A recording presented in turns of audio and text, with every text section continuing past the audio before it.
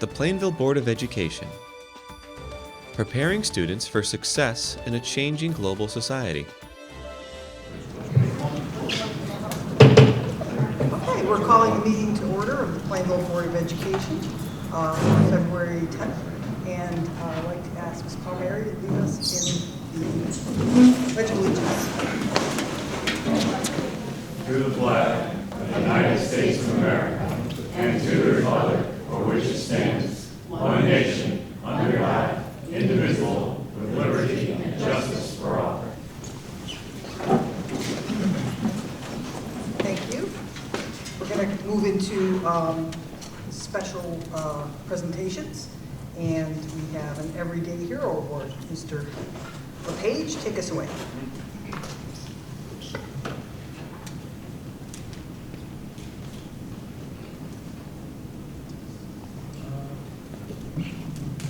Hey, John, do you have the...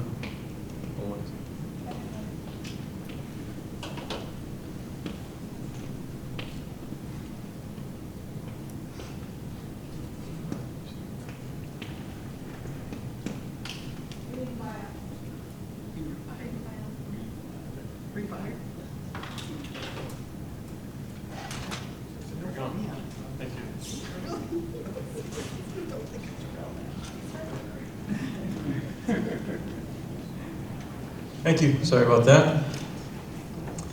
It's my pleasure to first introduce our Everyday Hero Award for this month.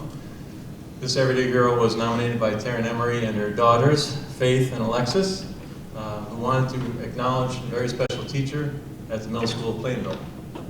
Yes, that's you, Mr. Helming. So, in the words of Miss Emery regarding Mr. Helming and his impact, I'll read what she had written. Todd Helming is so much more than a middle school music teacher. Middle school has traditionally been the hardest time for adolescent girls and boys. They're expected to be responsible, mature, and act like adults, but are also told to be kids and enjoy it. Mix those tough realities with today's society, where it's rampant with negative social media and nasty politics that are so aggressively discussed, a major opioid epidemic mixed with the fact that many of these youth have no real coping skills. Everyone makes a team, gets invited, no disappointment. It's even harder for them. Todd Helming gives them a safe place to explore all these challenges. He has encouraged them to look at extremely important topics like gender, sexism, racism, drugs, exploitation, and most recently, death. He talks about things most teachers wouldn't dare to. He encourages them to in powerful conversations and then shows them how to express their thoughts and feelings in a positive way. Music. As you know, I am the go-to mom. Faith and Alexis and their friends all come to me with their issues. And at some point over the last 3 years, all of them have expressed gratitude about the space, education, and freedom Todd allows them. He deserves this award. So those words from a caring mom and her 2 children, on behalf of her 2 children, and my experience with Mr. Helming, who works extremely hard to make sure that he provides the very best for our students and is someone they can talk to and learn from, and just what he brings to everything from MSPN news to the daily announcements to his work within the school. So Mr. Helming is certainly well deserving of this Everyday Hero Award, and thank you for nominating him. And come on up, Todd, and also Miss Emery and Faith and Alexis. Oh. And Alexis' mom, too.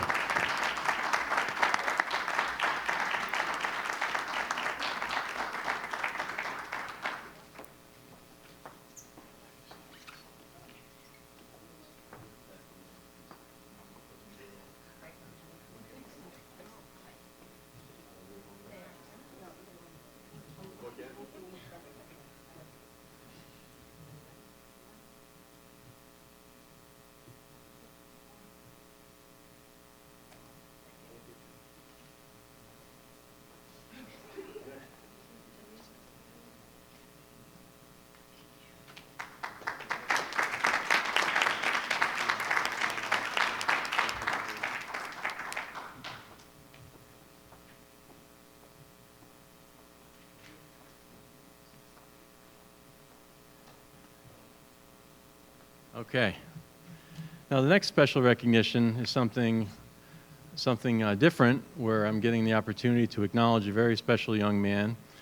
This is not an everyday hero, but in many sense of the word, he is an everyday hero, because I'm really excited about this one. I don't know if you could put the slides up, Mr. Oh, that was, thank you. Yes, that's the right one. No, you go back. So I just want to explain a little bit. So the Super Reading and Math Challenge was started at the beginning of July. That's Norma Olson-Bartley. She's very enthusiastic in her work, and she's amazing, and she was an everyday hero not too long ago. But she sent this picture to me. I send out weekly emails to all the families about the exciting things happening in the district and other important news. So she sent this to me on Saturday morning. Those are all completed Reading and Math Challenge, weekly challenge, the forms that they fill out and parents sign off on. So on January 1st, I initiated a district-wide reading challenge, also with a math practice component for the elementary school level. Our students have done a wonderful job of making a commitment to read for 20 minutes or more per night, and also practice math facts for 5 minutes per night. And we gave them some fun games and sent home some videos about how to play games with even a deck of cards. Over the last 5 weeks, our elementary students have recorded close to 300,000 collective minutes of reading and 90,000 minutes of math practice. When I go into all of the schools throughout the weeks, I hear the excitement from our students as they share how well they're doing, how many minutes they've read. They're very proud of that, and they're having a lot of fun in reading and learning a lot of new things and reading books and enjoying it. I've also heard from teachers and parents about the increased love of reading. Our middle and high school students are also participating in the Read and Feed program, through which the New Britain Herald is donating $1 for every book that's read. The students complete a little report. You can see them posted here outside of our Library Media Center, Learning Commons. And the middle school is up to 450 books already since January. And it's a bit of a little friendly competition between classes, and they're having a great time reading new books. Circulation's up around town. So thanks to my Library Media people and our district curriculum staff for their help and support, and our central office team. So today, we have a very special guest. If you can go to the next slide there, Mr. Helming. If he looks familiar, he's in the audience. He's kind of a big deal. So we have a special guest today who I wanted to introduce. I received an email from Mrs. Michaud, Cheryl Michaud from Wheeler School, and I happened to be sitting in a central office meeting, and I opened it up, and it was a Google document from this young man, Richie Incognito, a fourth grade student at Wheeler, and they were doing a persuasive essay, and he had selected the topic, why students should read 20 minutes per day and do 5 minutes of math every day. That was his persuasive topic that he came up with on his own, and he wrote a very well-written essay, 2 pages, kind of like one of my emails. And I'd like to, if he's willing, he's here dressed up better than I am. He looks great. Well, I shouldn't embarrass him, but I heard he wanted to get a tuxedo for tonight, but Mom compromised with a suit, so he looks terrific. So Richie, are you willing to come up and read your essay for us? Or I could give you, yeah, you can take the mic. You don't have to stand in your podium.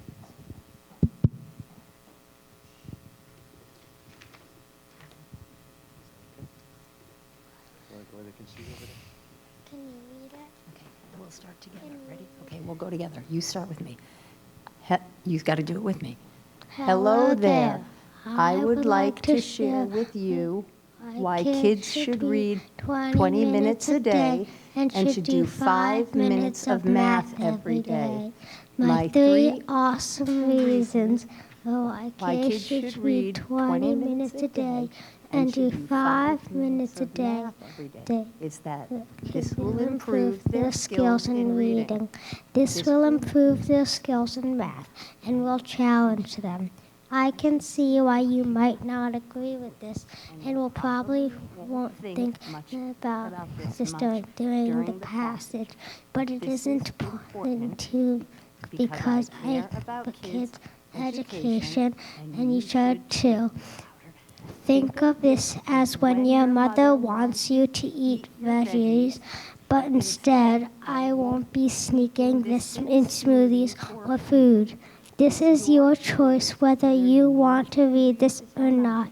Now on to my first reason why kids should read 20 minutes a day and do 5 minutes of math every day.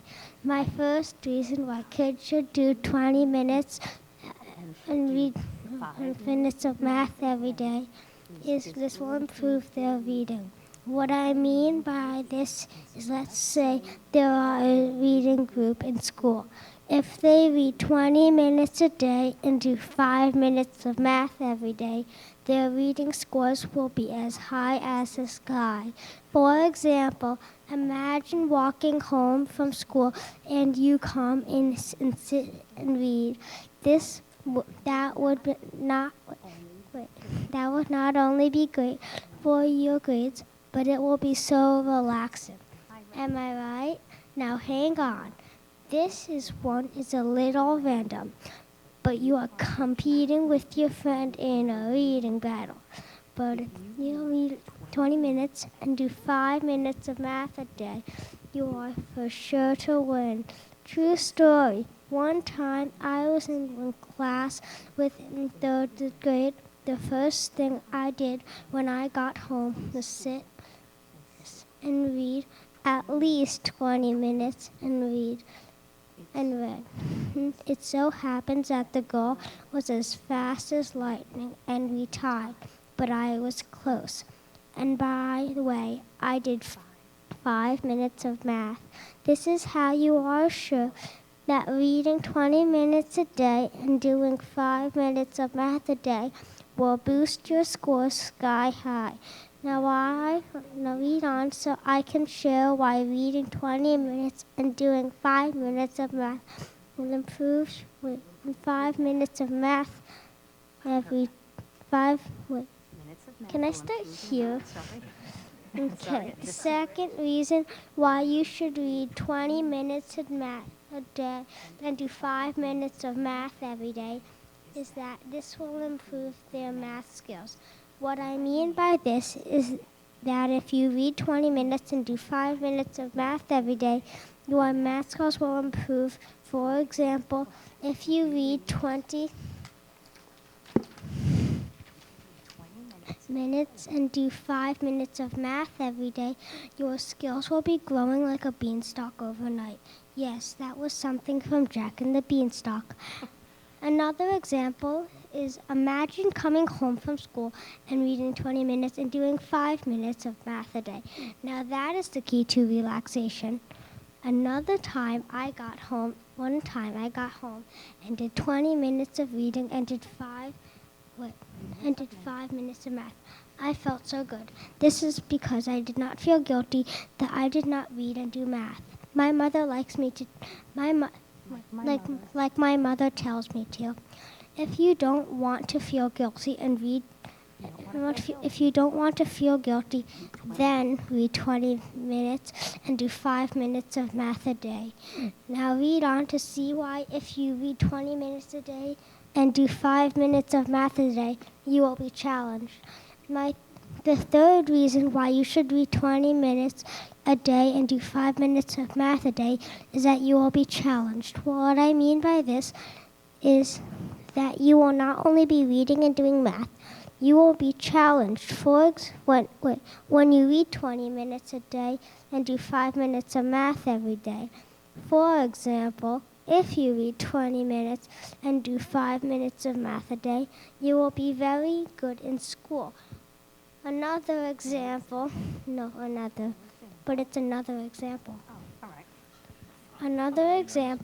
is one time I was bored.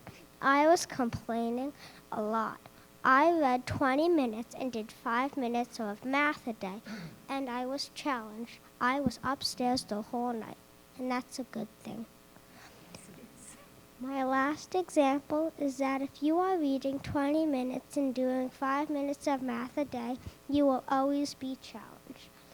For my conclusion, I would like to say that I urge you to read 20 minutes and do 5 minutes of math every day. Don't forget my 3 reasons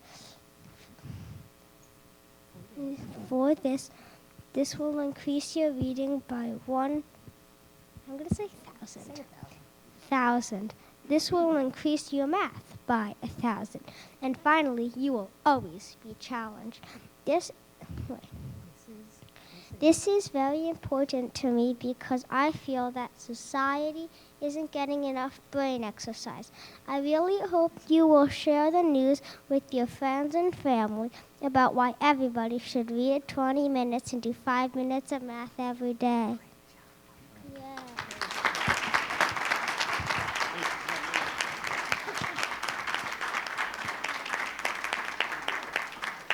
This award is for outstanding performance, and it recognizes Richard Incognito. Congratulations for writing an outstanding persuasive essay and serving as a role model for the importance of reading and mathematics practice. And it says, stay super, because you're doing the super challenge, okay? Can we get a picture in front of the backdrop?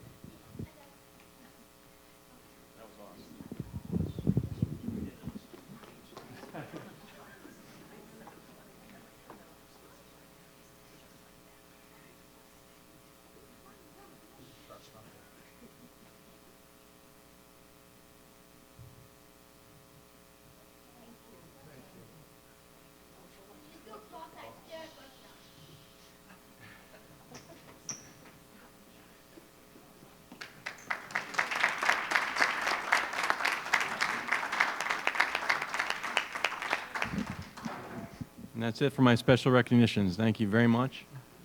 And special honorees can feel free to leave at this time if you'd like to.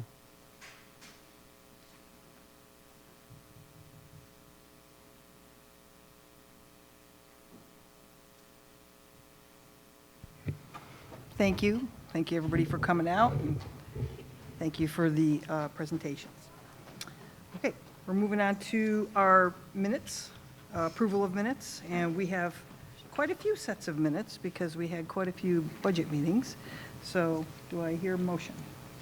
Madam Chairman, I move we approve the minutes of the regular Board of Education meeting on January 13th, 2020, and at the same time request approval of the minutes of the special meeting of the Board of Education on January 13th, 2020.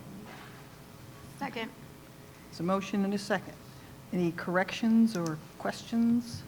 All right, all in favor, say aye. Aye. Any opposed? All right, thank you. Next. Okay, no one's doing it now.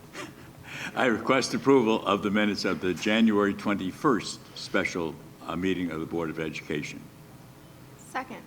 Motion and a second. Any questions or changes to this? All right, in favor, say aye. Aye. Any opposed? All right.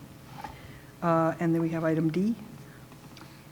Madam Chairman, I request we approve the minutes of the special Board of Education meeting on January 23rd, 2020. Second. Motion and a second. Is there any corrections on this one? All right, all in favor? Aye. Any opposed? Thank you.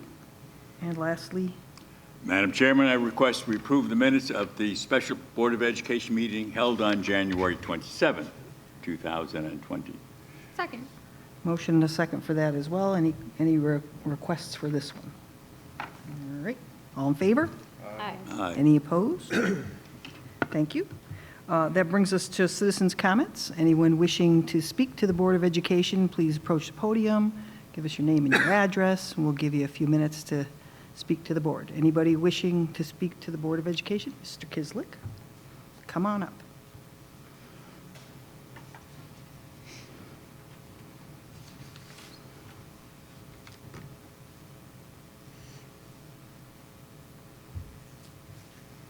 John Kislick, 65 Forestville Avenue. Good evening, Board of Ed members. My main reason for being here tonight is to, say a thank you and a little bit of appreciation to Deb Hardy and Lori Peterson for asking this board to look at this budget a little bit more. I mean, I think it could be looked at and some more cuts be made. And I just want to say I have nothing against Superintendent LePage. I think he's a great guy. We get along great. He has his job, and you have your job. Just like the town manager has his job to present the town budget, and the town council has to pick that apart and do what they could. One of the things I saw years ago, I did some Freedom of Information, and I got every single Board of Education employee, right from A to Z, their name, what they did, and their salary. And I think that's something that this board should, every one of you, get a copy of that and look at your staff that you have. I see things that I think could be cut. And I'm not talking about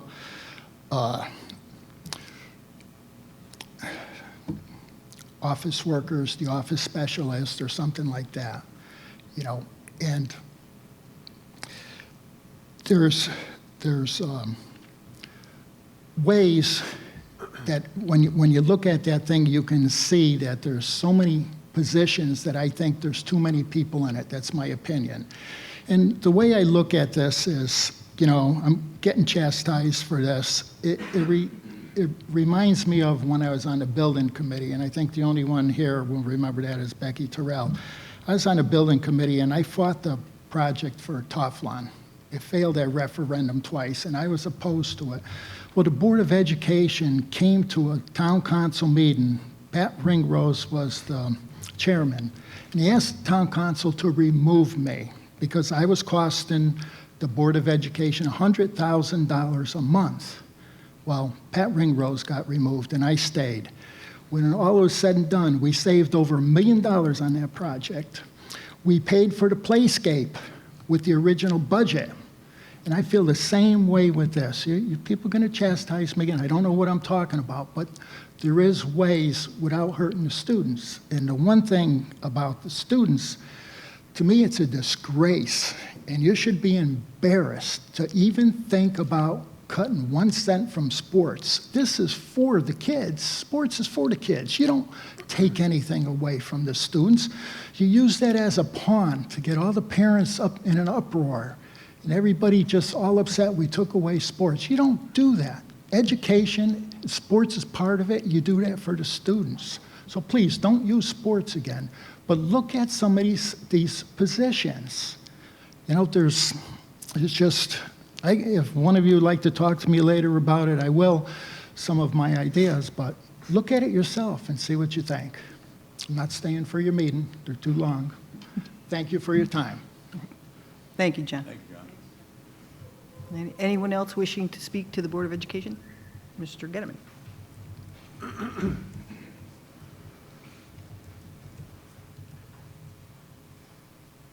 Benjamin Getterman, 5 Dickman Road.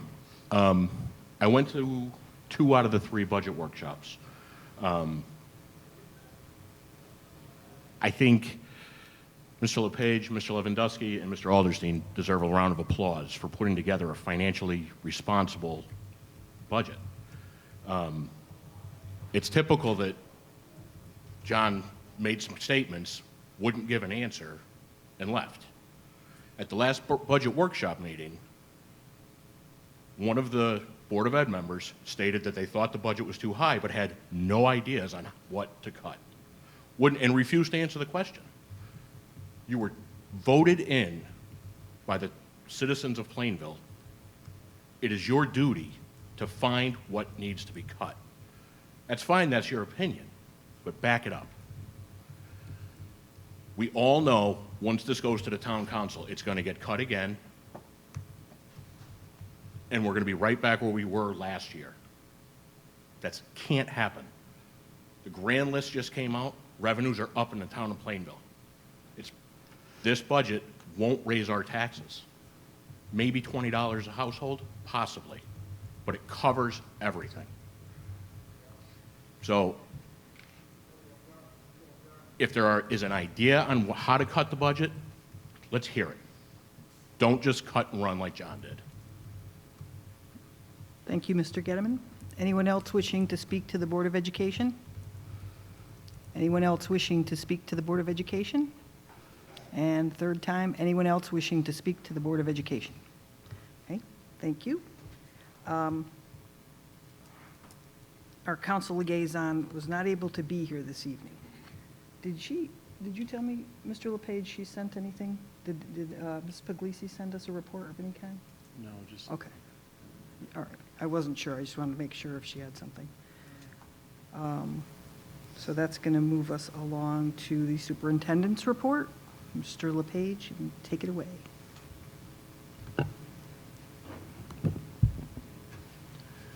Actually, there was one statement from Ms. Puglisi that I could share that the council had approved.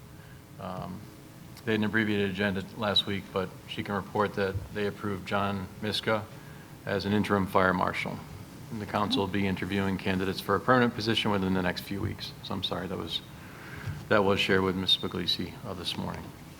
And as far as the superintendent's report, I would like to introduce and welcome up Mr. Matthew Guarino, the principal of the middle school of Plainville, to provide a very thorough presentation and report on the strategic update about our middle school. Thank you, Mr. Guarino. Thank you, Mr. LePage. Good evening. Thank you, Board of Education members, once again for this opportunity to speak to you about the middle school. This is my 13th year as principal and 38th year of association with Plainville Community Schools. And rather than getting dulled with familiarity, I got to tell you, my pride and enthusiasm has only grown with each year. So once again, I want to thank you again for this trust that you've placed in me to lead the middle school of Plainville. I'd like to start with the district vision statement, newly updated by our central office staff and administrative staff, be a little more streamlined. And again, I highlight this because we use this document to guide our work. At this time of taking stock of this past year's work at MSP, we refer back to this document to ensure that we are holding true to the course prescribed by the Board of Education and by our central office administrators. You should see that all of the work being done by the various departments at MSP are directly connected to the focus on students' teaching and learning. I'm kind of sorry that Ms. Avery, I believe it was, no, Ms.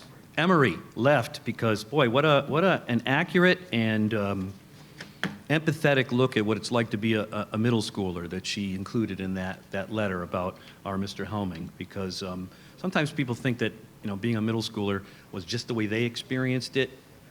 For me, now 50 years ago, but it's quite a complex and differing experience for all kids, and she said it very well. So the middle school is a crucial time in the development of a child into an adult they will someday become. We consider it one of our most fundamental responsibilities to create a learning environment where adolescents can focus on learning and develop respectful and responsible habits. And to that end, we keep a close eye on indicators of a potential threat to that goal. The number of disciplinary referrals to the school's administrators is one important indicator of the health of a school's climate. As you can see from this graph, with some statistically minor year-to-year variation, the middle school has leveled out at an average of about 265 office referrals over the last 5 years, far down from the 1,849 it was the first year that I was an administrator there as an assistant principal, and the kids were stacked 10 deep, waiting sometimes 2 hours to see an administrator to hand out a punishment. This dramatic reduction in referrals to the office for disciplinary action is a direct result of a well-established PBIS approach of proactive intervention and instruction. It is also the result of years of focus on building positive relationships with students. A more engaging curriculum also plays a major role in reducing the number of behavioral infractions. These next two slides speak for themselves and show that the number of students requiring our highest, most intrusive levels of discipline, suspension, continue to be significantly lower than in years past. Again, though we did see a slight bump in the number of in-school suspensions this past year, I don't have conclusive evidence for the reason for this increase, but it does align with the reduction in special education faculty that we used to have available to do some of the proactive interventions. And you'll see some of our later data that have to do with special education students and discipline, that this is a key area of need for us. Out-of-school suspensions, it's a last resort, and the state required that it be used only in cases where we are concerned that we cannot maintain the safety of students at school or the consequences prescribed by Board of Ed policy. So we don't want to send, as we did in the 2005-6 year, 119 kids home to do who knows what, with what supervision. I'm going to show you this next chart so you can see the degree to which we analyze disciplinary data.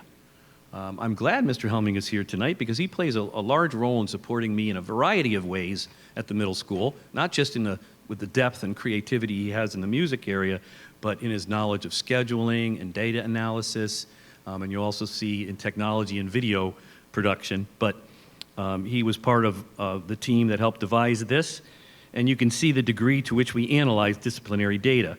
We break down the data into level 1, level 2, and suspension data, and then we analyze it by grade level, male and female, ethnic group, and risk factors such as economic status and diagnosed disabilities.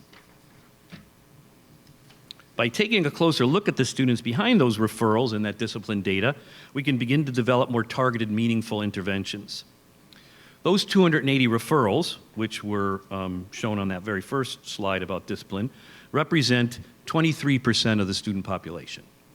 So, from that, we know that 77% of the students never received a disciplinary referral, which is a remarkable thing for adolescents. A strong indicator that our Tier 1 level interventions that we have developed have been successful for the majority of students. Those general interventions include our ongoing work with PBIS, ally training, as well as the proactive outreach to students by teachers like Mr. Helming, counselors, and administrators. Of the 23% of students who received a referral, less than 5% received more than 2 referrals.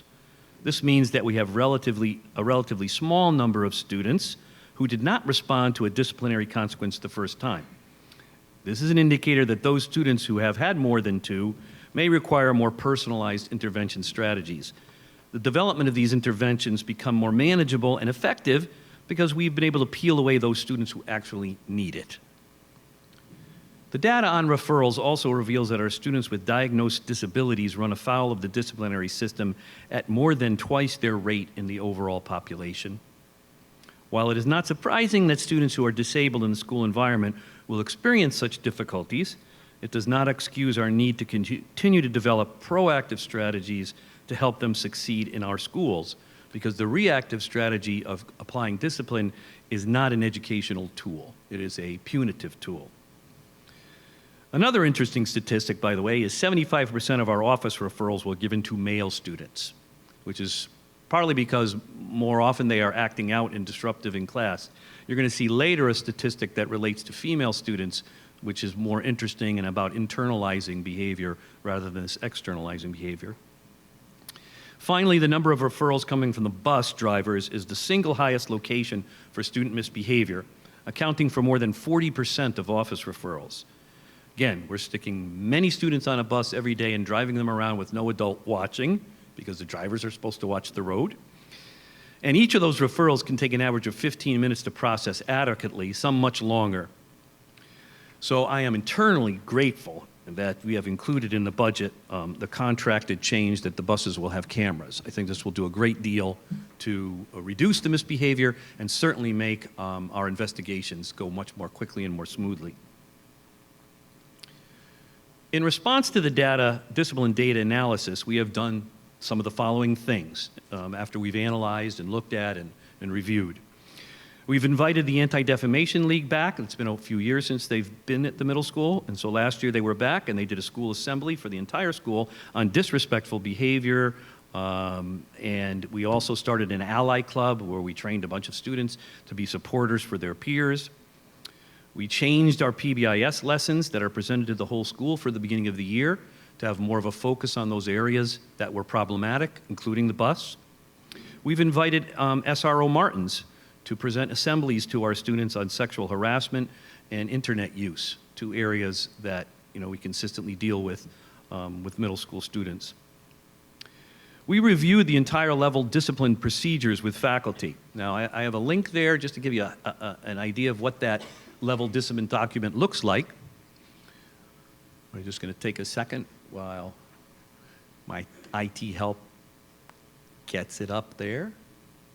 There it is. So we have this level discipline document. It is quite inclusive, and what it does is it breaks down discipline behaviors that students have into different levels, level 1, level 2, level 3. Level 1 are discipline or behaviors that are clearly delineated for the teacher to take care of. Level 2 involve office referrals. Level 3 are Board of Ed violations that might involve suspension. And if you look over to the right under, and my eyes of teacher interventions, this far right on each column, you'll see that that's highlighted in blue. That's a link. It's an interactive link to many resources that teachers can use other than the ones I have listed there as an intervention for that particular behavior. So the teachers have at their fingertips quite an extensive list of options that they might use in dealing with a student in their classroom. So that's what I refer to when I refer to the level discipline document. Part of our response to the number of referrals is we've adjusted our cell phone policy, and we've tried to make it more in alignment with Plainville High School, and it's been working very well. Had very little resistance from students as we've restricted their use of phones in the classroom and in the hallways, and restricted their use of earbuds and earphones and things like that as well. We've done and begun a lot of SEL work, or social and emotional learning work, including ruler training, mindfulness training. I'll talk about some others later. We've added faculty to the cafeteria during lunch waves. The cafeteria is also a place that generates a lot of referrals, or has in the past. So we've got more adults in there. It's made a great difference. We've only been able to do it in 2 grades based on the structure of our schedule. And we've instituted positive office referrals. Now, everybody knows about a disciplinary referral, but we now can have teachers write a positive office referral. That's what's going on in that picture there. That young man has received a positive office referral from a teacher. It gets sent to me. It comes down and I talk. I call them down for a referral. They get real nervous, and we talk about it being a positive referral. Parents are contacted. They get Express to Success tickets for the raffle box, and they get their picture taken, and it's a great experience.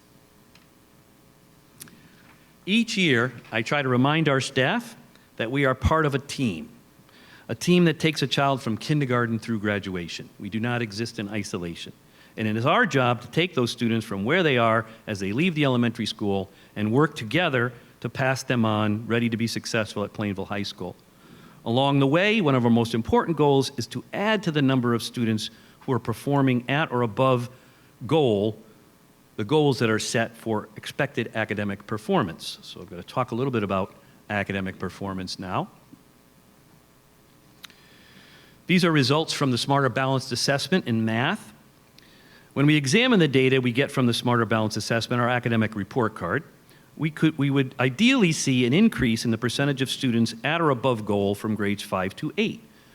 I mean, if we were passing along the same number of kids who were at goal, then we would be holding things steady. We want to increase the number. Student performance in math at MSP show very significant improvement over the last 2 cohorts.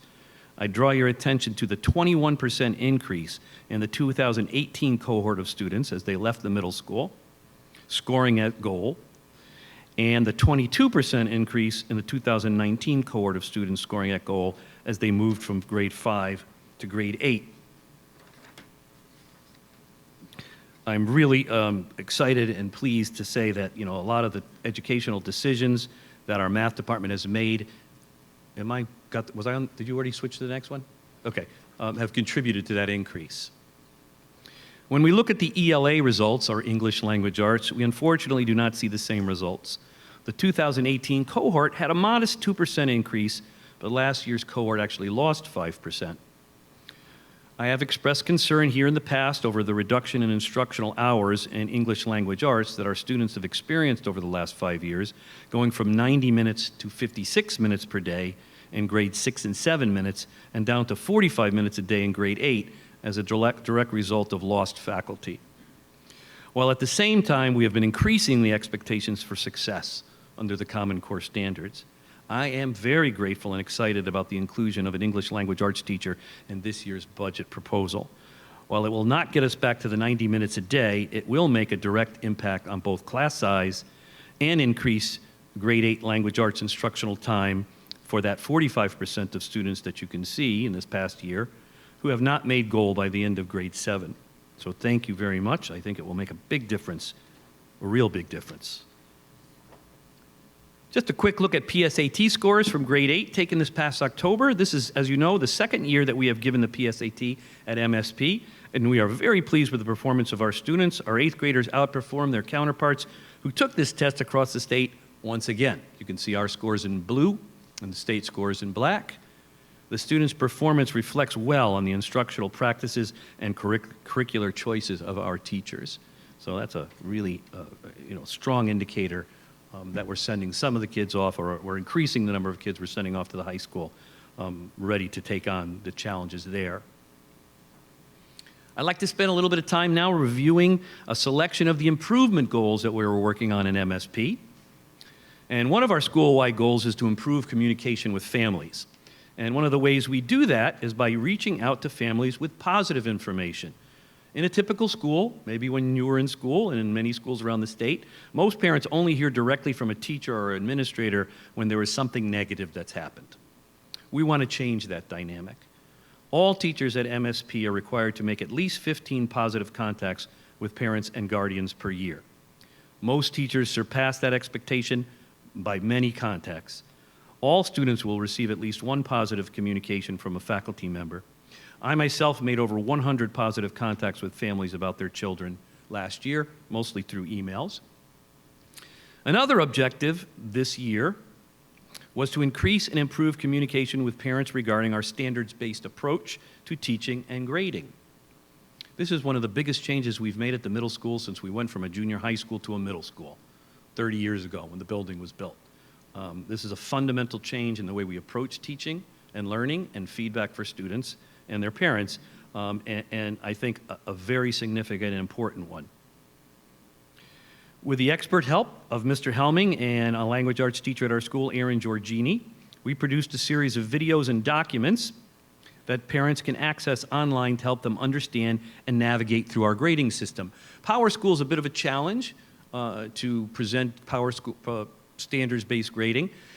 Really excited to know that the IT department and our central office staff have been looking at alternates to Power School or improvements to it that will take care of a lot of the problems that we've been facing with using it to do standards-based grading. They're looking ahead, and I'm very pleased with that. But in the meantime, there's 5 right there that parents can access online on our website. They were also emailed to parents. I just want to give you a quick look at one of the videos that we came up with. This was produced in-house.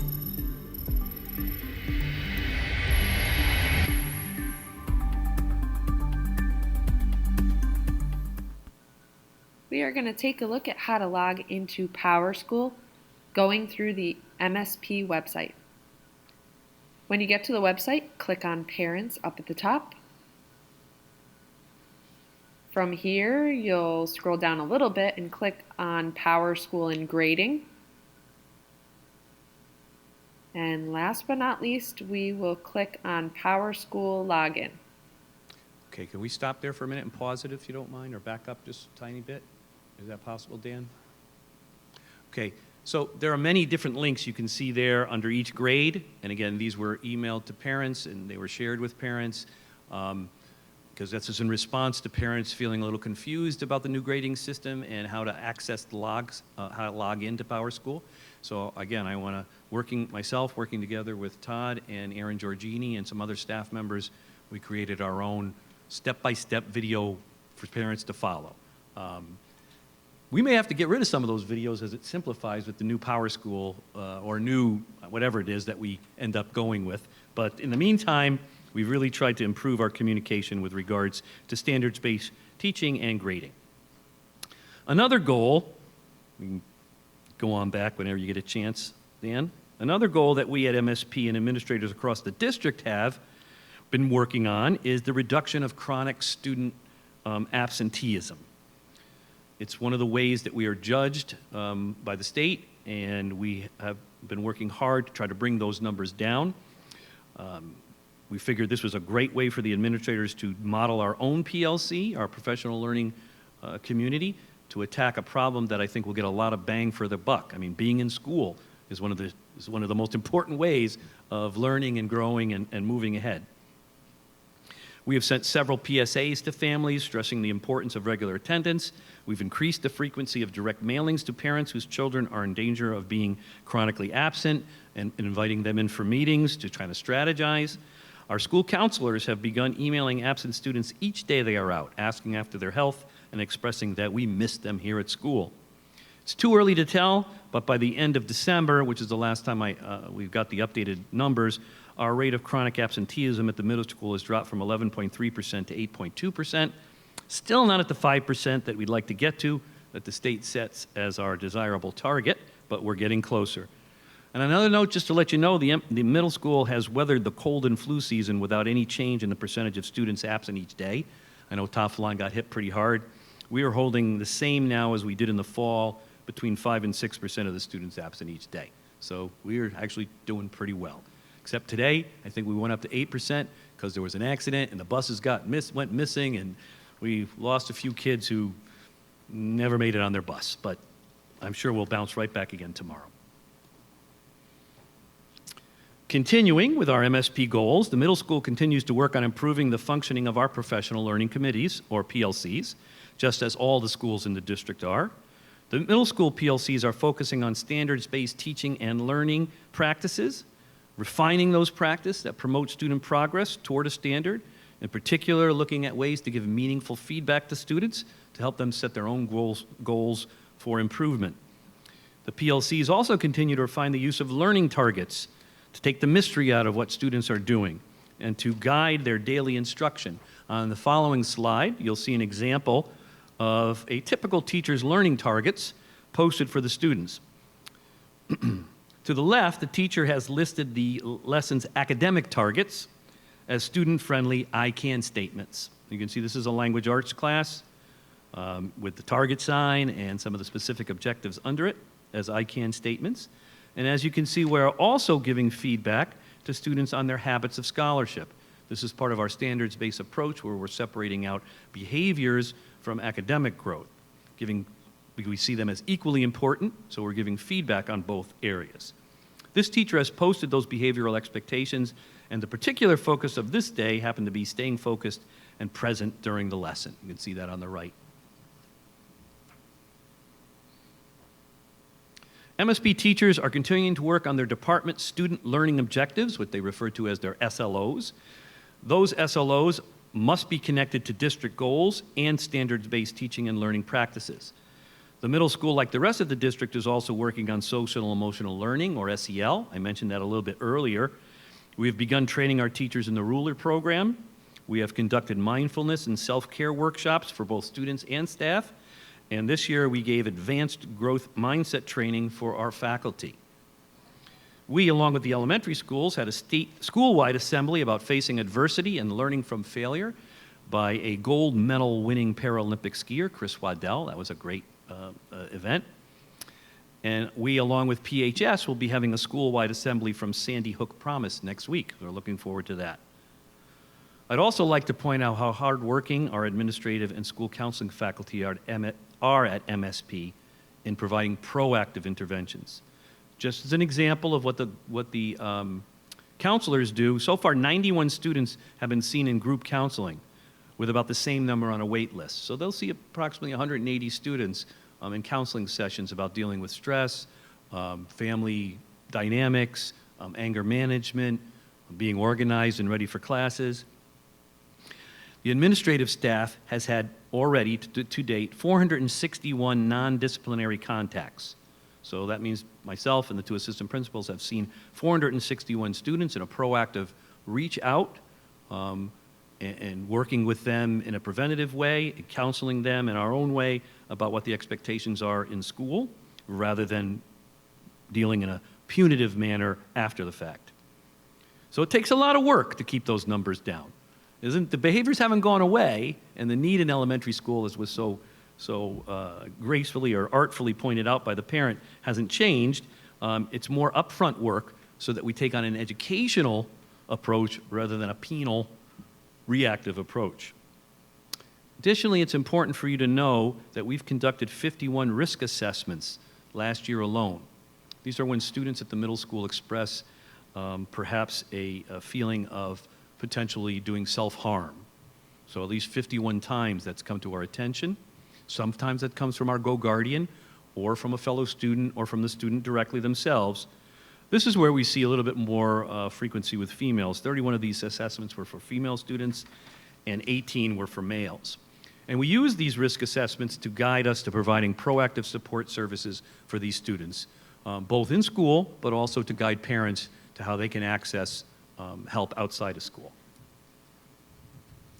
As was pointed out by that parent earlier, adolescence is a wild ride. Students require an extraordinary amount of adult guidance during this time, while at the same time often trying to push us away.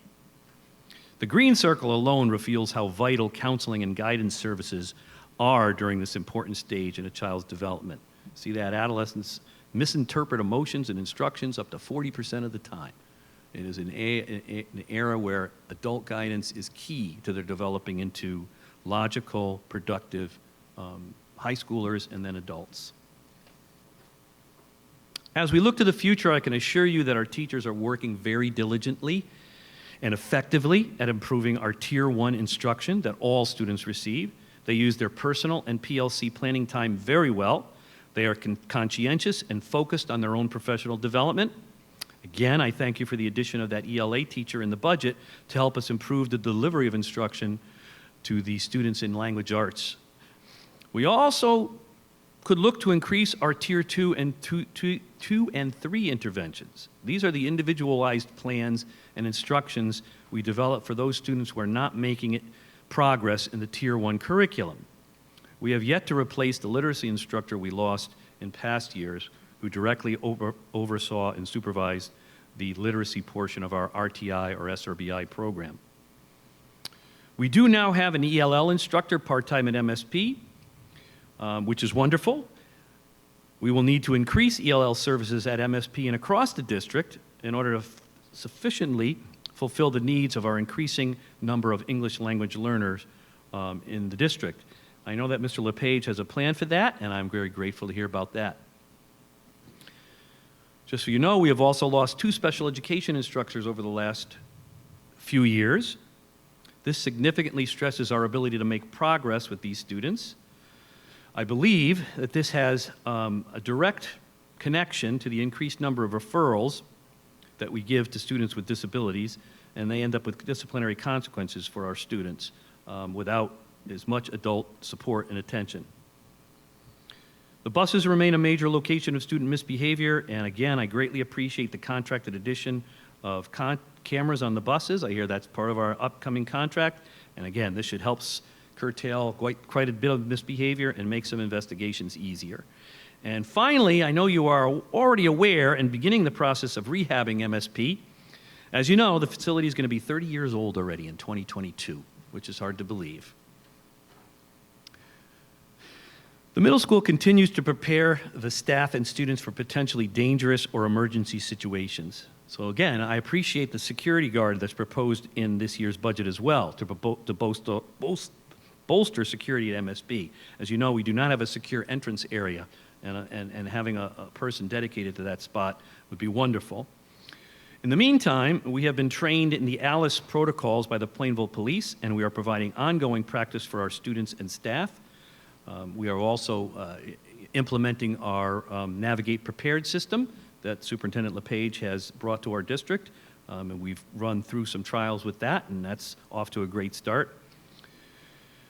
I got to thank Todd Helming again. He worked with me to produce our own ALICE training video. Now, ALICE stands for Alert, Lockdown, Information, Counter, and Escape. So these are protocols that help in our lockdown procedures. We viewed many training videos that are available online and could not find one that satisfied our needs. They were either too adult or too juvenile, so we decided to make our own. So here's a short clip of the video. It'll be done sometime this week, we think. Rough after that. So I just want to show you a little bit of our ALICE. A in ALICE stands for alert. Turn it up a little. If you see something out of place or that doesn't seem right, please report it right away to the nearest adult. Remember our MSP way. When you see something, say something.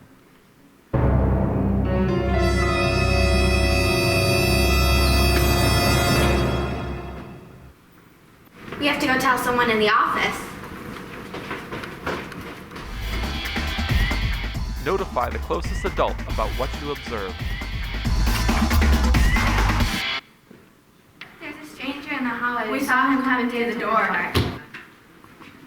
Miss Roberts, call a code red. There's a stranger in the building. Thank you, Mrs. Ryder. The L in Alice stands for lockdown. This is Mrs. Roberts. This is a code red. I repeat, this is a code red. Hey, code red, code red. When a code red is announced, follow all teacher directions. Quickly and quietly turn off the lights, make sure the door is locked and secure. Students should crouch low, be silent, and spread around the edge of the room. Okay, Dan. Sometimes teachers will And we will go on in the video to talk about further procedures during lockdown, like barricading and countering, and we'll also show examples of how we'll provide information during the potential problem with an intruder. So I think we're going to be much more happy with this because it'll speak directly to our procedures at the middle school, and it'd be a very big help for us with the students.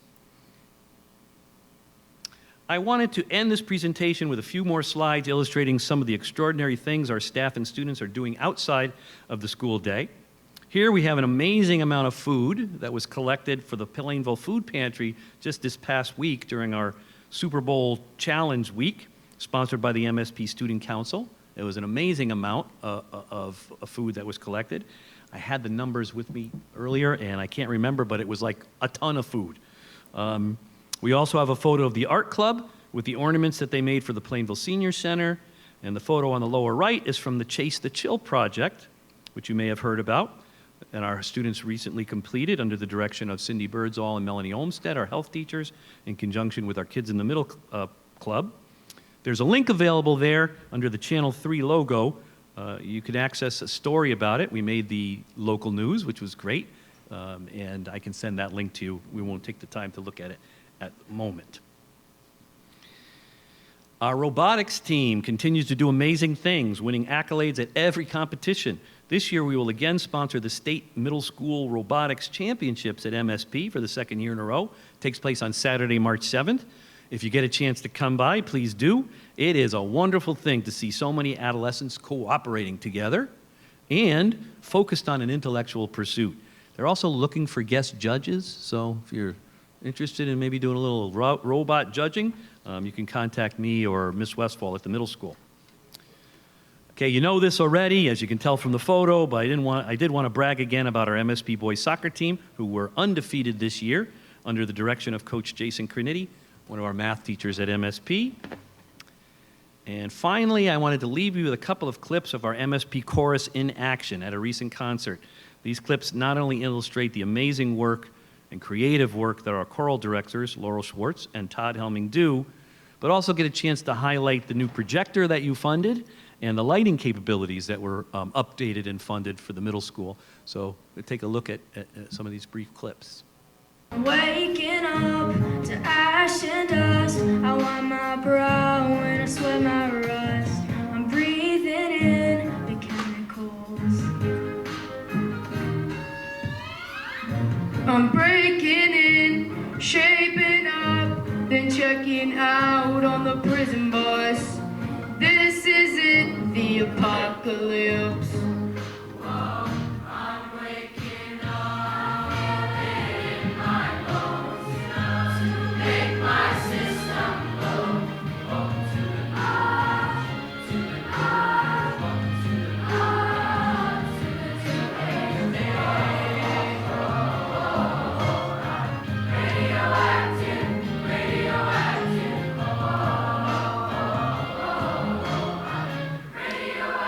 You can get some pretty amazing effects with the new equipment that we have. They're very professional. This next one kind of also speaks to what Parrott had talked about and how Mr. Helming and his group and Ms. Schwartz take the kids to a really in-depth look at what they're singing about and how it touches them emotionally. So this is just another quick clip from their most recent concert. Our concert has looked at some of the ways we may view the end times. We have come to realize that our time on earth is limited. In the big scheme of the world, our existence is just a blink of an eye. The world doesn't care about your gender, Your race, your religion, your skin color. your affluence. So in the end, What is important? how do we make an impact to change the world? It's about relationships. Who you know, How you are known. how you make a difference in the lives of people around you. Our closing song, Hey Brother, asks the question, who is truly important in our life? Who is there for us no matter what? This is our answer. We have people whom we love and care about, and many people who love and care about us. Our performance is a snapshot, Of the people that we can count on no matter what. and of the people that can count on us, both in this life and perhaps beyond. When it comes down to it, it is the people you know and the relationships you develop That leave a lasting impact on the world. This is our footprint on the world.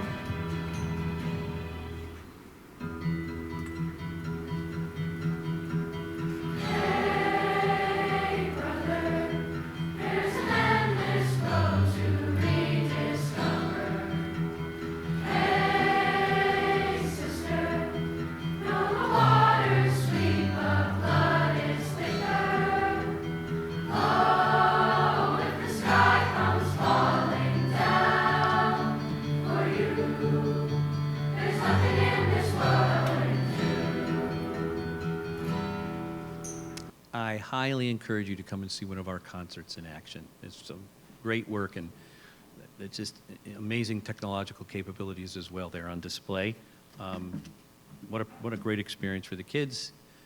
I think many of them will end up wanting to be professionals, either front or behind the camera, or in front or behind the lights.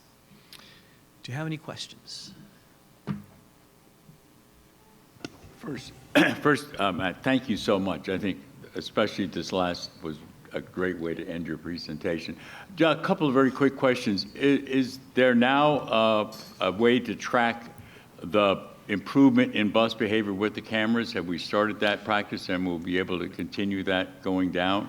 We haven't. The cameras are not there as of yet. Okay. In fact, but are we planning to have a way that we could see? absolutely. Yeah. We'll continue to track the data. We'll be able to measure the impact directly based on the number of referrals we get. So, it should be pretty quick that we should start getting some feedback on it. And the other, is there a correlation between those that are either chronically absent or have a tendency that way, also relating back to the other behavior issues and referrals? No, I would probably say there's not as tight a connection between behavioral referrals and absenteeism. It's probably more other risk factors, like some economic factors that are more likely to play into absenteeism. Mm-hmm. Believe it or not, sometimes the kids who get punished the most just come back to school every day. They just love being there. So, in fact, when you tell them you might get suspended out of school, they know, please, I don't want to go home. So, the opposite is typically true, though. I can't say that 100%. Good, thank you. I think it's more, parental skill and other problems and stressors that families face that'll lead to it. Some of it's legitimate. I mean, we have kids that are chronically ill too. And ideally, that's why the state allows you a certain amount of percent for those kids who truly have some chronic illnesses that will keep them out of school. I'd just like to thank you, Mr. Guarino. Very informative, lots of information there to unpack. Really appreciate your efforts and everything that you do every day, as well as Mr. Helming, of course, and the rest of the staff. Yeah. We know that you got to love middle schoolers. It's a great family there. Love that age group, because not everybody is cut out for it. And I feel like everybody we have there now does. It's a great family, and it is a great place to learn. Thank you. All right, thank you. Thank you, Mr. Guarino. I spend quite a bit of time at the middle school visiting my mentee and just visiting the school, and I can tell you firsthand the power and the impact of Mr. Guarino's leadership at the middle school and his whole team, but it comes from Mr. Guarino, and he's like a paternal figure to all the students, and, you know, everything from removing, you know, issues like he has a bunch of sneakers in his room. If someone forgets their sneakers, they come in and grab a pair for PE class, and just makes learning accessible and removes any potential barriers. So nobody cares about kids more than Mr. Guarino. We appreciate all he does. So thank you for that. Very, very solid report. And of course, as with every school, we're always continuing to work on continuous improvement and doing great things in that respect. I have a few other items on my report. I will say that the technology update has to be moved to the next meeting because Mr. Ross had to go home ill today. So we'll move that to the March meeting. So I apologize for that. I'll move on to the Wheeler student count plan update. I've been working with Mr. Batchelder and trying to get some updates from the state for quite some time now. I met with a group of parents earlier in, I believe it was November, and we had calls into the state to try to confirm the exact number of students we had to get up to. Just to give background, Dr. Brumman had entered into an agreement with the state in order to get the approval for the full renovation project with the full, in order to get the full reimbursement for that project. In the end, we must increase our enrollment by 45 students. Now, at the time of the enrollment at the time when the agreement was signed was 311, so I wasn't certain. I wanted to get clarity whether it was going to be 356 students or currently we're at 303 students. So, you know, we were finally able to, last week, after several calls and emails, I tried another avenue. I even reached out to you know, Representative Pettit looking for assistance. But we were able to get a pretty good answer. So I just wanted families to know that we've been trying to get clear guidance on this and what's required, and it looks like we will have to increase 45 students. They're not so concerned about 45 from 311 or where we are now. So we need to get up to around 350 students. In the letter of agreement from Dr. Brumman, she had expressed different possible ways of doing so, and there are a few different ways cited in the letter, including bringing over, you know, preschool students from other buildings, potential, I don't want to say the R word of redistricting, but, you know, in some of the periphery areas that are close to Wheeler, looking at some possibilities there, and also our typical open choice program enrollment of students, as we always do, open our doors to students from choice as our enrollment permits. So I wanted to just give an update on that. As it stands now, I had a meeting at Wheeler with our central office team and Mr. Batchelder. We've had 2 meetings in the last 2 weeks, along with DATCO, Tim from DATCO, looking at mapping and bus routes. And because every move we make with bringing students over from other parts of town has an economic factor, and we did budget for that in the budget as proposed to you. I believe an additional $70,000 for that purpose. So our goal, based on the actual building and what we have available now, we can bring, and the plan is to bring 3 pre-K classes over from the district to Wheeler. We actually have 3 classrooms that are beautifully set up for pre-K or kindergarten, but we're going to use pre-K because it's our first experience in schools.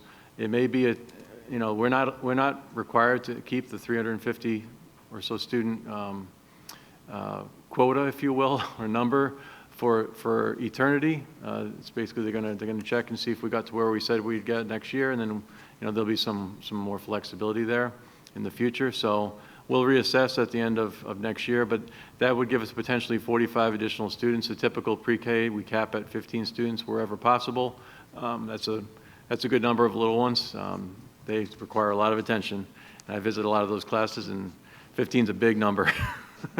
They are moving, and they're at all different levels and abilities and need a lot of support. So, but, you know, we feel very good about this plan. In addition, if we need additional students, we will be doing a selective voluntary option for siblings of those pre-K students. If parents and the students would like to attend Wheeler instead of perhaps Linden, if they're in a certain vicinity, because we don't want to increase our busing costs by too much.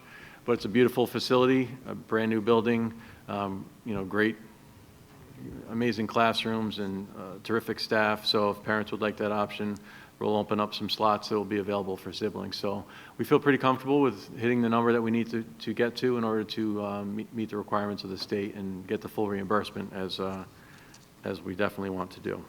So I hope that gives a little more guidance on that, and I'll be speaking to Wheeler parents as well, but I wanted to make sure everyone understood that this has been something I've been working on with our team for quite a while and just trying to get some more guidance. Regarding Wheeler School, we're going to have our open house that we've been planning. Lynn Davis, Sue Bradley, Tina Grigas, Andrew Batchelder, and myself, along with Joan Clistro, have been planning a Wheeler School renovated to new open house. It'll take place on March 4th from 6 o'clock in the evening until 7:30. So we'll have some wonderful 5th grade students, and maybe our 4th grader from tonight. He might be able to, tell people about his reading and math. But we'll have students stationed throughout the building. We're not going to do tours per se, walking around groups. Thank you, Mr. Guarino. The jazz band's warm up. That's why our student representative had to leave. But we'll have some nice entertainment. So we'll have some special guests and speakers at 6:30. So about a half hour to walk around. We'll make an announcement that we're going to begin some brief speeches and a ribbon cutting ceremony in the gymnasium, and then we'll have refreshments provided by the PTO in the district, and it'll be a very nice chance for everyone in the district to see what a beautiful renovation that was and what a great project it turned out to be. I am in the process of working on the middle school renovation, the beginnings of that process. I met with Sam Adlerstein and our town manager a couple of times. Well, I met with the town manager and a gentleman from the state who ended up giving me the answers about the Wheeler project as well. We have a meeting down in Hartford on February 25th for the next steps on the Wheeler renovation project and what we need to do with respect to that. So we're closing out one project and looking toward the future with the middle school. I wanted to just remind our board, if you signed up for the all-aboard dodgeball team on Thursday, I've been warming up the arm pretty well. It should be quite a show, spectacle maybe, but it supports project graduation. So I know I've collected the $10 fee from some of you, but just, if you could bring it Thursday night, that'd be great. We all look forward to that. I believe it's at 6 o'clock in the Kegel Gymnasium. So that'll be a lot of fun. And they're very excited that we're entertaining them. I mean, competing again. We also have cheerleaders or a cheer staff, so thank you for all of you who are coming out to cheer us on. I did want to say that the Sandy Hook Promise, I was able to get that through a grant, and they will be visiting the middle school and the high school, as Mr. Guarino shared, on the 19th of February. The first program, there are 3 programs in a series.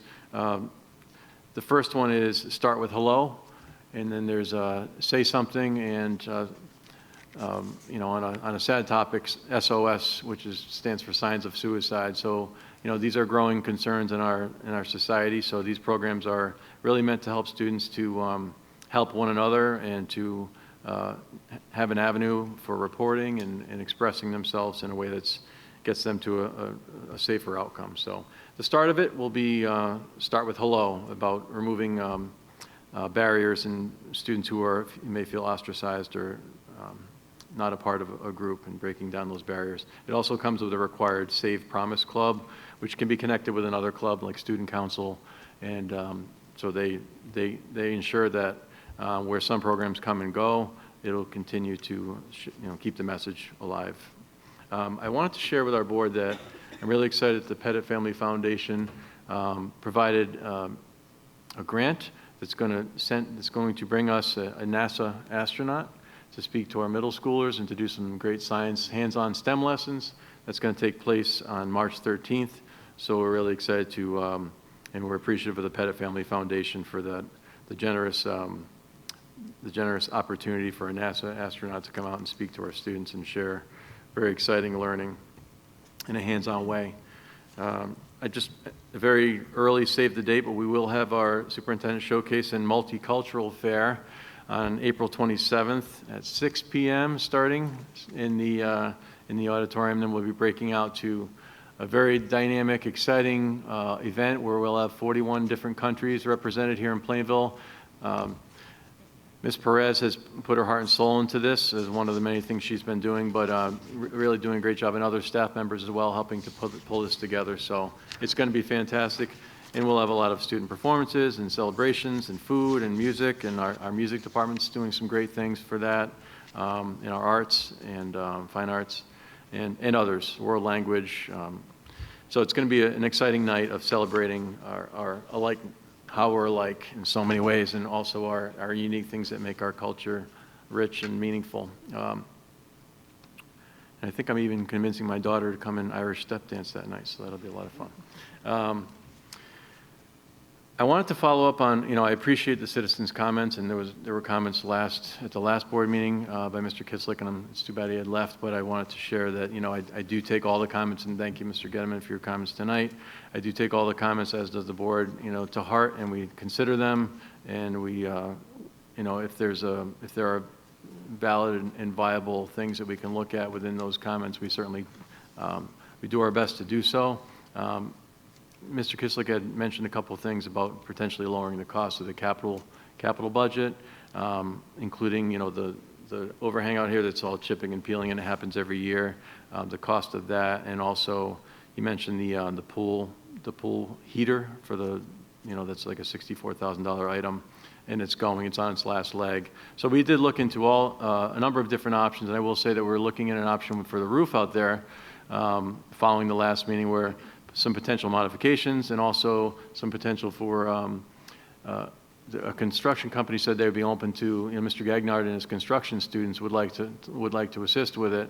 We're working on the liability with the insurance company and whatnot, and there'd be some limitations, but having some student labor to help offset the costs and bring down the costs in a way that's meaningful for kids, and we'll teach them, or young men and women, we'll teach them valuable skills for perhaps a trade they want to do in the future. So we do look at any possibilities we can. As far as the pool heater goes, it's an expensive item, but when it goes, and the best time to replace it is in the summer, because it does take time to replace it. There are steps involved, and the pool will be down and unoperational, and they turn off the heater in the pool in the summer, so it's a good time to do it, and it's really on its last leg. They've patched it together and repaired it many times, and it's beyond the life. It's been underwater a couple of times, and so I just wanted to address those points that were brought up, and when I see Mr. Kislik, I'll share that as well. And again, thanks for all the citizens' comments and supports, and also critique that helps us to think in different ways. And my last part of my presentation is related to just a review of the budget, because I know the Board of Ed is going to be voting as a new business item. I'm requesting the approval of the budget, so I just want to give another overview. I'll go up to the podium just to give just a few slides to summarize some things.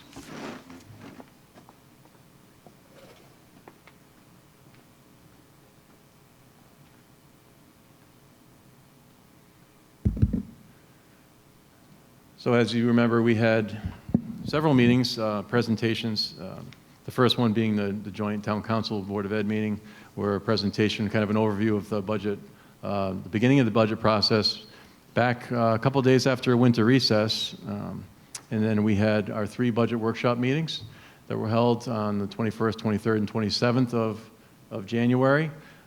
I thank you for all the time that you put into considering all the many details that I shared. I know I had some very long PowerPoints and lots of information, lots of pictures, of course. But I hope that I did a thorough job of explaining, what we're asking for, why we're asking for it, and that we really need everything that I'm asking for. And I tried to come in a place that I believe is very reasonable and supports all the work we're doing as a district, but also conservative enough in understanding that, that tax dollars are important and taxpayers want value. So we're always looking for efficiency and value in our decisions. This is just a calendar, and that arrow shows you where we are now. So here we are on February 10th for the regular Board of Ed meeting, discussion and vote on the budget. This slide I've shown at each of the meetings. It represents all of our contractual increases, including the bargaining groups, based on their contracts that were negotiated in a fair way in accordance with collective bargaining, which is required in the state of Connecticut. Our employees can't go out on strike, but on the other side of that, they have a right to a fair and reasonable increases that are aligned with what's happening around in the state. So there's a process that all of you know, and I won't go through all those details because you've heard them too many times. But the contractual percentages on the right are where we ended up, and you can see that insurance has gone up. That's an estimate, about 5% is what we're expecting, or thereabouts. The contracts, paras and tutors are coming up for renegotiation. That contract has been in place for almost 3 years, so they're coming up. It has to be negotiated by June. I'll be doing that next. I've done 3 already this year, since July. And then also the bus contract is in here as well, and as you, for transportation. So as you heard, we have some great benefits in the bus contract and at a really good rate. So total contractual increase is 2.54%. These are costs that are fixed based on the staffing that we believe we need to run our district and all the health insurance that comes with that, and the transportation as well. This slide just shows how the 8 different lines in our budget, salaries and benefits being the top 2 that amount to about 84.6% of our entire budget, and then the rest are you can't see those numbers too well from here, but the big driver of the budget in any school district is really people. It's a people business with putting the right people in the right positions to do the best they can for children. This just shows you the scale of the budget increase that I'm requesting. It's 0.07% outside of the contractual increases. I explained the contractual increases probably in too much detail already, but the dollar increase, outside of the contractual obligations is $26,218, or 0.07%. When you factor in both contractual increases and the 0.07, we're at 2.61%, which is what I proposed to you initially, and I really truly appreciate that number being carried forward to tonight, and I believe that it's conservative, and it includes some risks in there that we're hoping through really efficient practices and being mindful of every dollar we spend that will come in where we need to with a 2.61%. So the total budget of $39,227,677, if I can see it from here. All right. These are just a couple of quotes, and I know I've read them a few times, but one's from a student who was here, and I get these all the time from students who have left, and whether it's an email or a phone call or stopping by the office to say thank you for Plainville schools and all that they did for them in their pursuit of their career goals.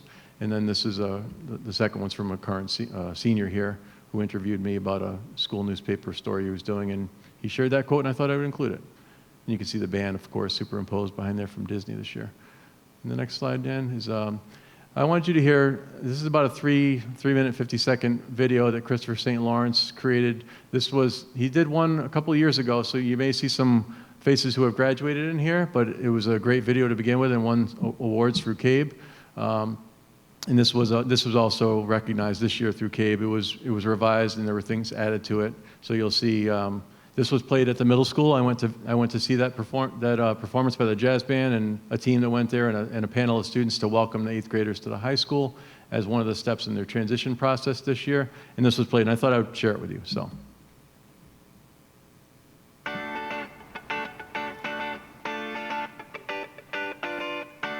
Apparently one of my snow days I called in December.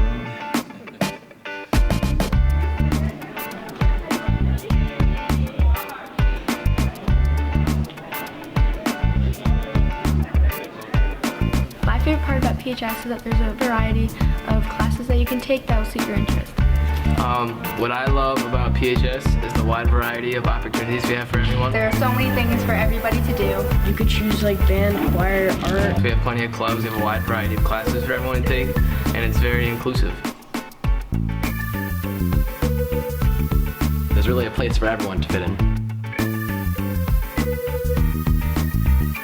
It's a very safe environment. I feel comfortable around all the students. My favorite thing about PHS is the supportive teachers here. The teachers are really understanding, and the clubs too. You feel like you're part of a family, and that's really cool. PHS, probably one of the best things here is the sports teams, the atmosphere around it, the variety of choices. Powder Puff, the sports, the clubs. I like playing sports at PHS because I feel like I'm a part of a family. I really like how this school has a lot of athletes who take a lot of responsibility to be students first and athlete. My favorite thing about Plainville High School is class competition. It's great competition between all of the classes, and it's really fun. And it shows great school spirit.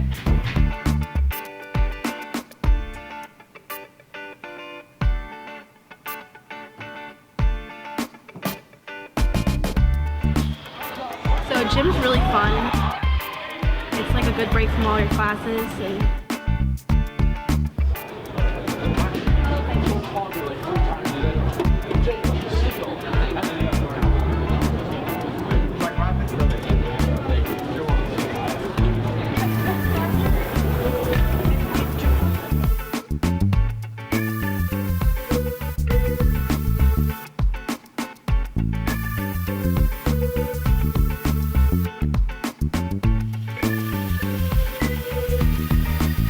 So intro to instruction, it's very fun.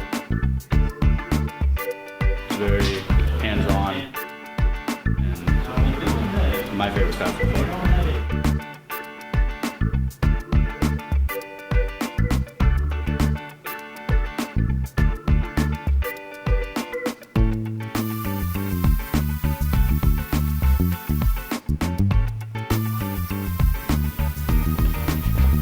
Hello, welcome to the school store. Come down to the school store. Any grade level can join, freshman through senior. Come down through your study hall. It counts as volunteer hours as well. It's at the end of 100 hallways, so learn how to do business and have some volunteer hours. my favorite part about PHS is the music department.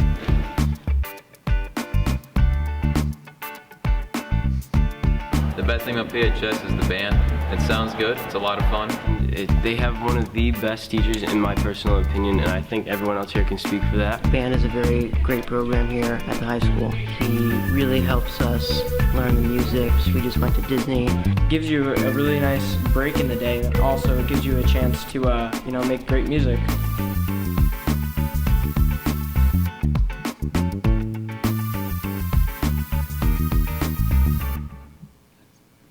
So that's a video that, again, Christopher St. Lawrence did a tremendous job on, and it's something that really gets the 8th graders excited about choosing Plainville High School, because we have something for everyone. There are other options out there in magnet schools, but we believe that we have really what all students can benefit from, and it meets everyone's needs. So in closing, what does this proposed budget represent? And you've seen it in great detail through the budget book and page by page a couple of times, but in summary, the superintendent's proposed budget balances affordability with quality of service. It's the product of a careful assessment of needs and services, consideration of areas in which to reallocate and reinvest, in areas where it makes sense to maintain and sustain current practices. So I recommend this budget to our Board of Education and the residents of Plainville as our best plan for moving the system forward in a balanced way, with high consideration of both district needs and costs. Enhancements are funded by reductions in other areas, and the overall increase approximates the underlying contractual increases. So I'm sorry to read word for word, but I just think, that summarizes how I feel about this budget. I'm presenting it to you as the best job that we could do to meet the needs of our district, and especially our kids. And that's the motion that I would recommend for new business. And that concludes my presentation. Thank you. Thank you, Mr. LePage. Any questions for the superintendent? All right. I forgot to ask a question when Mr. Guarino was up here. And I have to ask this question because I was actually in at a Board of Education, National School Board Association, meeting recently, and there was a lot of concern about vaping. It was like people were talking about just the massive difficulty they're having with vaping. And I'm wondering, do you see that in our schools? Is it? This year, hardly, I have to say, we only have one, actually we just had one recently, 2 incidences where we confiscated vaping materials from a student in the whole year. I know the high school has struggled a little bit more. I'm not sure what to attribute that to, other than we've been getting that information out about in all of our curricular areas that we can, health, PE, about the dangers of it. I think for our students, it helped a great deal to have some of that information come out this past summer about the lung damage that was done. And we also had the Hidden in Plain Sight trailer that came to the middle school at the PCPYD function. So cross my fingers, you know, things are, and again, I don't pretend to think we catch everything, but I'll tell you, middle school kids are pretty good at just throwing each other right under the bus any chance they get. So I think, you know, that's probably pretty accurate. I know the high school's been struggling a little bit, but I think, and I don't want to speak for them, but I think they've been also coming down in the incidents as well. All right, thank you. I know people were asking, you know, me, and I was like, you know, we don't hear much about it, so not to say that this, you know, I'm sure it's happening, you know, to some degree, but, you know, the fact that we're not hearing a lot about it probably means that it's not a big prevalent issue. So that's good, because it's a problem. So before we move on, Mr. White, do you have we want to add something to the agenda, yes? Yes, I would like to make a motion that we add to the consent agenda item E1, revolving to make a motion to add the PHS wrestling team to the CIAC tournament in Helming High School on February 14th and 15th. Okay. So motion, do I hear a second? Second. Motion and a second. So this is just to add to the agenda, Yes. to the consent agenda. Any questions or anything? I could just clarify that it wasn't put in on the consent agenda in advance because the posting just came out from the CIAC and they didn't know where it would be. This is far enough away and it's a 2-day wrestling event that they need to stay over, so it's further away than it was in the past. Thank you.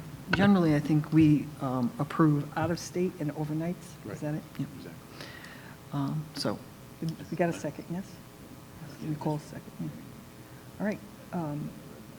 Any, all in favor of putting this on the consent agenda, signify by saying aye. Aye. Aye. Any opposed? All right. Thank you very much. So we are going to move on to our subcommittee reports, and we did lose Allie Shambrello, our student rep, because she had to run off and go join the jazz band. You know, I guess I don't blame her for that. We have our reports, our subcommittees listed, and we do not have reports from facilities, finance, and policy, or curriculum, or outreach at this point in time, unless there's anything anybody wanted to throw out there. I know we've been discussing setting up a schedule and getting that moving, so that'll be happening shortly. And that brings us to the PAC at the high school, I believe. Mr. White? Yes, the PAC had their meeting on Tuesday, January 14th. At that time, they published an actually account balance of $3,123.05. Included in that was the profit of $535 they made from the Lyman pie and cookie sale, $22 they made from the Homecoming Carnival for the sale of #1 foam fingers, and they're going to continue having their raffle and stuff for the reserve seating for graduation. They're working on that as a fundraiser. In addition, they're going to have their Butter Braids fundraiser that will start on March 2nd with the delivery date of April 3rd. Hopefully, I will have some order forms for that and make it available to anyone on the board who might be interested in just blowing the heck out of their diet with some really good stuff. Their next meeting is going to be on March 11th. Okay, thank you. Taughlan, I know Ms. Martinez is not here, and she did tell me she emailed me a report, but I could not find it, so I don't know what happened. I apologize. She tried to send me something, but I did not get it. So that brings us to Lyndon. Good evening. Lyndon's last PTO meeting was January 15th. Lyndon had a successful holiday season with their fundraisers in the holiday store. The students got to practice generosity during the holiday store and spend time thinking about the love of their loved ones for the holiday. They're gearing up for the spring season of fundraisers with JB Candle, and this week Lolly grants are going out for Valentine's Day. The book fair is scheduled for April 30th and May 1st. Leprechaun Bingo is happening on March 19th. And Breakfast with the Easter Bunny is scheduled for April 4th. Linden Street School is putting together a team for the Relay for Life at Norton Park, which I believe is the beginning of June 5th and 6th. Another opportunity for them to practice generosity and caring for others in their community. The Linden PTO was brainstorming at the last meeting on ways to get more parental participation in the PTO. Many of the officers will be moving on, their children leaving Linden. One idea they came up with was a supplemental meeting during the day, like 11 o'clock in the afternoon, for those parents whose schedules would better fit that time period. So I really like that they were thinking out of the box in an effort to get more participation and be more inclusive. So the next meeting is February 12th at 6 p.m. Thank you. Brings us to the middle school. Yep, the MSP PTC will meet tomorrow evening at 7 o'clock. All right, and Wheeler, Ms. Palmieri? I wasn't able to attend their meeting on January 23rd because it was the same night as one of our budget work sessions, but they are doing their Smensel fundraiser for Valentine's Day. Thank you. Correct Council, I do not have a report from January. The next meeting of the Correct Council is going to actually be immediately following our legislative breakfast, right? That is February 20th. Is that right? February 20th? That sounds right. You know, if you're going to the legislative breakfast and would like to see what a Correct Council meeting looks like, I invite anybody to join me. Good time. I think they're going to do it right in the Capitol, so we don't have to drive anywhere. So that's that. Chairperson's report. Ms. Joan has asked that if anyone's planning on attending Day on the Hill, and that's in March, I want to say mid-March, to please let her know so she can get us registered.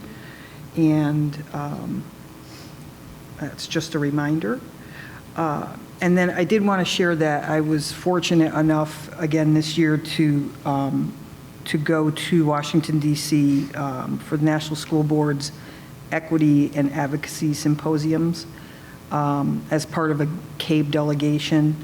And we were, on our final day, we visited with the staffers in both Senate offices, and I actually was able to see Representative Hayes as well as meet with her staffer. We go there with the NSBA's agenda, which is generally the same agenda that we would have as a state. And, you know, things that we talk to our federal folks about are investing in special education and IDEA. I want to thank Vicki Trzynski, who provides me with some information every time I go, a little bit of ammunition about things that are happening in Plainville that we can bring to them. And then we also talked actually quite a bit about technology with a focus on the homework gap and school security and social-emotional learning and the support for that in the realm of safety for schools. And from a technology standpoint, I also want to thank Kevin Ross, who provided me with quite a bit of information, and of course, Mr. LePage, who made them do it. You know, give me all that information. I could stand around and go, I need this information, but he said, give her the information. So, thank you. So it's always enlightening. It was a great day to be in Washington. Not really, but anyway. And just, you know, the other thing that the Equity Symposium is something that is really very special. Every year I come, you know, you get energized when you're there, and you don't exactly know how to translate that when you come back. But we do have, CABE has done some work with equity, and they've actually given us this equity toolkit. We were actually discussing it this morning, Mr. LePage and I, and some things that maybe we think we can do to get the board more involved with how to make the district mindful and working towards some of the things that maybe we don't see, and they're right in front of us, but we don't see them all the time. And what I experienced was there was a couple of students that were being interviewed, and they were talking about how they felt in their school and how, you know, they felt safe, they didn't feel safe. And, you know, they looked at us and they said, you know, you're the people. You people out there are the ones that make the policies. You people are really the ones that affect what happens in our buildings and, you know, can make a difference in whether a child is successful or not and can help us feel included. And, you know, it was really, it's always touching, and it's always, you sit there and you think, you know, we're not just about doing the budget. We've been doing the budget. It's that time of year. And it seems like that's all we've been talking about. But, you know, as a Board of Education, the policies that we set and the way that we pull ourselves forward and the things that we say are important for the community, are important for students. And the other topic, you know, it's a little important that we hire a good superintendent, I suppose. You know, otherwise we would be running amok. But we hire and evaluate a superintendent as well, which is an extremely important, you know, part of this, because if we didn't have the right leadership, we wouldn't be going in the right direction. So I just like to, you know, acknowledge that, and again, I'm really thankful that I can go to these kinds of things, and, you know, people from all around the country were there, people representing every single state, going to the Capitol with the same kind of messages, talking to their legislators. In the state of Connecticut, our legislators basically were kind of preaching to the choir, as they say, right? They are on our side. That's not necessarily the case in all situations. And so some of those folks are going there really to educate their legislators and their staff members about the impact of what they do every day. So, all right. That's it for me. And that brings us to unfinished business, which we don't have any, do we? All right. New business. Board open forum. Anybody have anything they would like to say for the good of the order? Yes, I do. I have two things. First, I just want to just to congratulate Todd again. I had the pleasure of working with Todd when he was a student in both the middle school and high school as a youth theater person. And later on in life, as he developed, I had the real pleasure of singing under his direction when he directed the Gloria Dei Church Choir. And I learned a lot from that gentleman. And I just want to congratulate him so much for the recognition he received tonight. He is just outstanding in the classroom. I am proud to call him my friend. And congratulations, Todd, and to you, Dana, and your family. Just thank you so much. The other thing I just would like to note is that kind of hidden in the consent agenda is an area called donations for the month. This month, our staff members, the professional members of our teachers, our administrators, on their own, working with various agencies in the area that make charitable contributions, have attracted about $14,700 in grants that offset the costs of programs that enhance the education of our students. In addition to that, our students had a pajama program that raised $5,500 for the Connecticut Children's Medical Center. This is almost, if you take these two things in total, about the dollar amount that our real budget is going to be increased this year. But this adds to what really goes on in Plainville Community Schools that means so much to this community. And I think we should bear that in mind as we progress later on down our budget. Thank you. Anyone else? Open forum. I just wanted to say that last Wednesday was the World Read Aloud Day, and I had the opportunity to read to a first grade class at Linden, and it's one of my favorite things to do. I love the kids. They're so excited to see you, and they don't care who you are, and they just, they're happy, and they ask a lot of questions, and it really, it made my day to be there. So I really love reading to the kids. So any opportunity, just let me know. I'll come read to them. Thanks. Anybody else? Okay. That moves us on. We do not have a special education report or turf committee report, and so that brings us to item D, request for approval of the board budget. So what I'd like to do is if we can make a motion, and we'll have some discussion, but then when we go to vote, we'll do it in a roll call, okay? Just so we're clear what everybody's vote is. So can we get somebody to make a motion? Madam Chairman, I would request the approval of the fiscal year 2020-2021 Board of Education proposed operating budget. Motion second. Did you say the amount there, Frost? Or just said the proposed operating budget? The proposed That's okay. operating budget is Okay. what that is. That would be with As the, proposed by the superintendent. 5.71% increase. 2.61. Yeah, we don't want to go through everything. We don't want to do that. That'd be. All right. So we have a motion and a second. All right. That's why I don't like to do numbers Anybody? and motions. Is there any comments? Anybody want to make any statements before I do roll call? Yeah, I would like to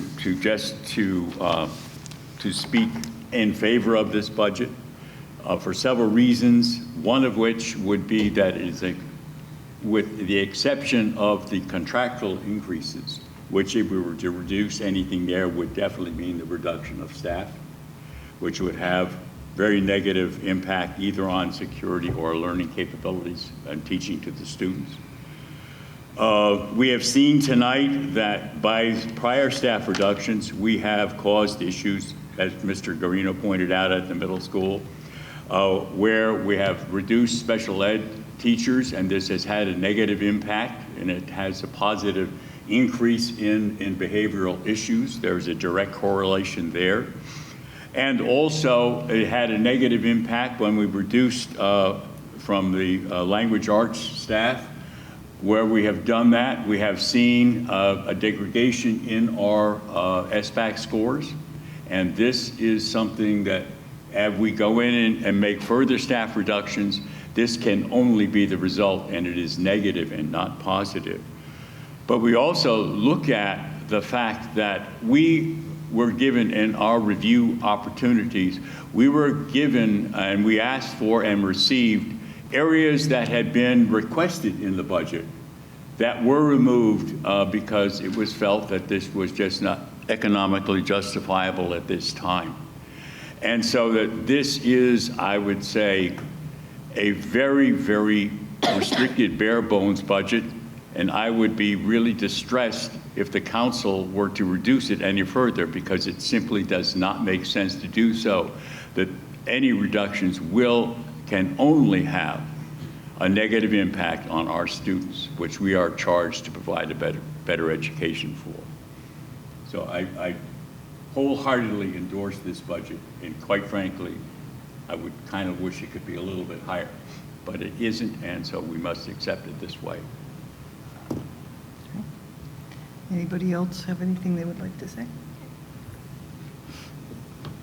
So I'll start off and say that we all have a different job here. Superintendent LePage has a job to put together the budget. Our job is to go through the budget and see if there's any place where it can be reduced. And I'll say I went through the budget line by line several times looking for places to reduce it, because I feel that that's our job, and I couldn't find anything. And I struggled with that for a little while because I felt like I wasn't doing my job. There had to be some place, but I really couldn't find anything.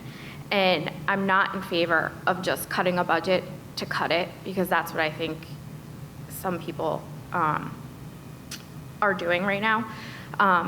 But I will say, if I thought there was any places that could be reduced, I would have spoken up, and I would have had ideas on how to do that. I think it's irresponsible to just cut a budget with no ideas on how to do so. So I am supporting this budget, and I hope that the town council realizes that you don't have to cut it just to cut it. Anybody else? All right. So I'm going to call you by name and like you to vote yay or nay on the proposal. Okay. Mr. Davenport? Yay. Ms. Palmieri? Yay. Mr. White? Aye. Ms. St. Lawrence? Yay. Ms. Hardy? Nay. Ms. Wells? Yay. And Ms. Peterson? Yay. Okay. And I will vote yay. So that will give us a 5-2. Did I do my math? 6-2. Sorry, yeah. Poor math. All right. So thank you very much. Puts this out there. That takes us to the consent agenda. And Mr. White did talk about the donations. It's funny because I printed them all off because I was like I always look at it, and I was kind of impressed at some of the donations and some of the things that had come in, especially from Norton Trust, and also the Community Foundation of Greater New Britain. So, you know, we're really fortunate to get these kinds of these kinds of donations. And we don't often talk about them because they're kind of there in the consent agenda, and of course the district works hard for those.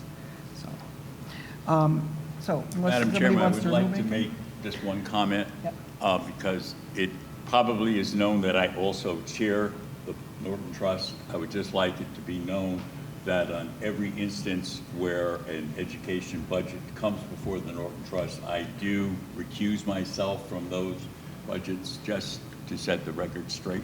But having looked at those, I can say that they are very commendable efforts that are being taken that enhance the education of our students. All right, so can we get a motion to approve the consent agenda? I move that we approve the consent agenda as amended. Second. And is there a second? Okay. All in favor? Aye. Any opposed?